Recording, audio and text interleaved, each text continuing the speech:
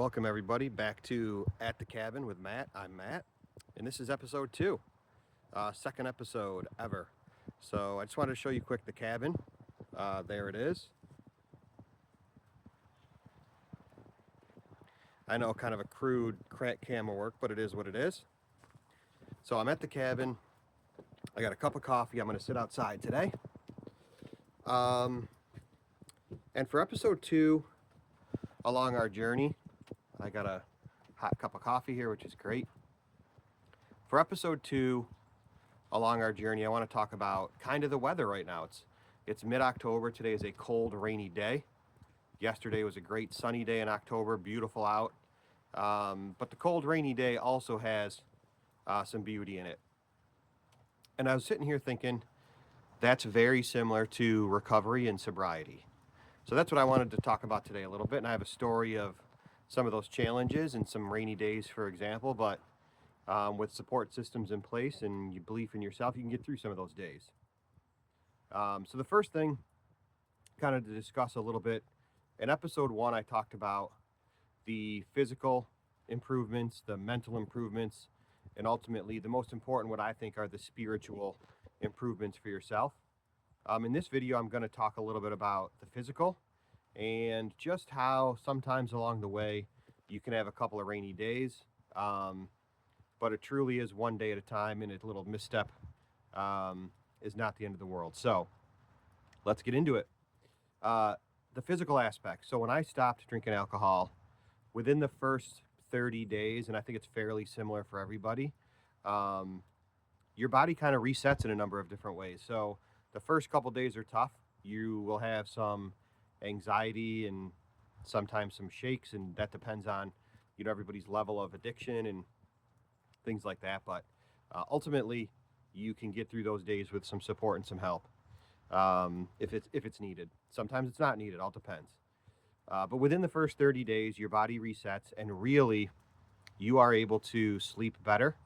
I wear a little fitness tracker on my wrist, and I realized my resting heartbeat got better and better, especially at night. My sleep was much better, much more REM sleep, much more deep sleep. So that was one of the first things that I kind of noticed. Second thing, I lost some weight. That's pretty natural, just the calorie intake, things like that. Those go down quite a bit. You got to be careful not to substitute something else for alcohol, whether it's junk food, ice cream, things like that, or soda, or, along the lines. I've learned over the past couple years to, in large part, try to substitute it for mindfulness or, essentially exercise, working out, things like that. So that could be helpful as well. The biggest surprise I had in the first 30 days was I had heart palpitations, which was pretty scary at first. I would kind of sense myself, my heart was either skipping beats, would go pretty quick, pretty slow, but really it was more skipping beats. And I got to the point where I was kind of really tracking it to see what was going on. Went to the doctor, talked about my experiences with, stopping drinking and my body, changing and things like that.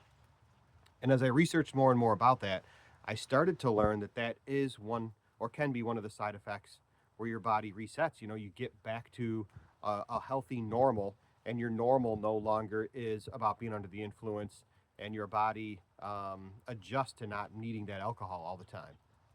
So for me, that was kind of scary. But I went to the doctor, had an EKG, everything was great. And then, after a little bit of time, it stopped, and it hasn't happened ever since. So those are some of the very few, benefits or changes that can happen. You might notice that your skin is a little bit better and your skin changes.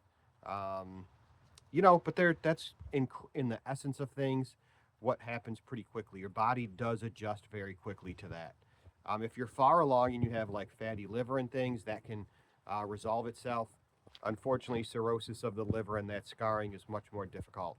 But that's just for another conversation and another podcast maybe. If you like these things and getting deep into the physical aspects of alcohol, what it does, what it doesn't do, how it's a poison for your body, how it can easily cross the brain barrier. It's water soluble, I believe. Don't quote me on that.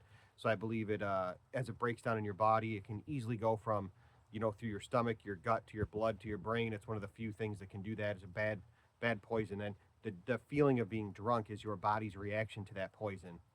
But there's a podcast out there. There's a ton of YouTube videos out there. One in particular that I like is the Huberman Lab. And if you search Huberman Lab alcohol, you will find a ton of stuff about all of that. But my particular story about, um, you know, weather, and it's sunny some days and it's easy sailing and things are great and you never have any issues. Then you get to a rainy day like today. It's still a beautiful day. Still a beautiful day out, just rainy, and you take it as it is a little bit differently. Um, I've had some dreams where in those dreams I decided to drink alcohol again and then wake up like, oh my gosh, was that real? Thankfully, it wasn't real. And again, I've connected with people about this who have gone through this before me, and those things are all natural and it's going to happen as well. So you just have to believe and stay in the course and, believe it in yourself. But one incident in particular that I just wanted to share, because this could happen to you. I was in a white elephant, I think, exchange for work, and we each had to buy someone at work something. And I knew that the person that I drew really enjoyed wine. And I had been sober for about 9 months at that time, maybe a little bit more. Excuse me. And I knew that I felt at least I could handle going into a store and buying some wine for this particular person. So I went to the store, and it was the same liquor store that I would go to purchase bourbon. That was my drink of choice. I love bourbon, and actually loved everything about it. Still kind of do, and I just have come to peace with that.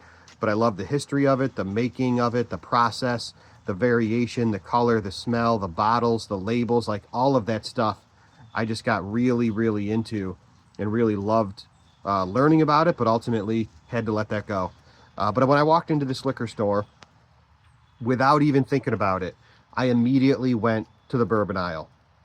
Now, I was there to get wine for somebody, but I didn't go down the wine aisle. I went straight to the bourbon aisle. It was subconscious. I was not thinking about it. It's what my body did, and I found myself just staring at the bourbon, many, probably 300 bottles in front of me, and I got really nervous. I had a physical response to that. And it scared me, to be honest with you. Like, I got really nervous. I got anxious. I started getting hot, sweaty. I was shaky a little bit. And I just basically had to force myself to move away from that, get the wine that I was going to get, check out, get out of there. Got in the car. Again, I knew what happened, but I wasn't thinking a ton about it. Got home, and immediately my wife said, Matt, what's going on? Are you okay? And I just kind of started crying, like, look, I try to be an outdoorsman, and I really enjoy, chopping wood and starting a fire and doing all those things. But in that moment, I had to let it out. And I just cried with my wife and said, I really got scared and nervous, and this is what happened. And she listened, and she was great. And she said, why don't you call somebody to talk about it? So that's what I did. So I ultimately ended up talking with my parents about it. But I talked with, I've talked about my Uncle Dan before. I called him. And the good thing was, it's normal. It happens.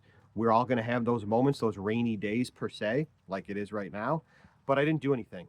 I didn't buy that bottle. I didn't smell that bourbon. I didn't have it sitting in front of me in a glass waiting to take that drink. So I beat it.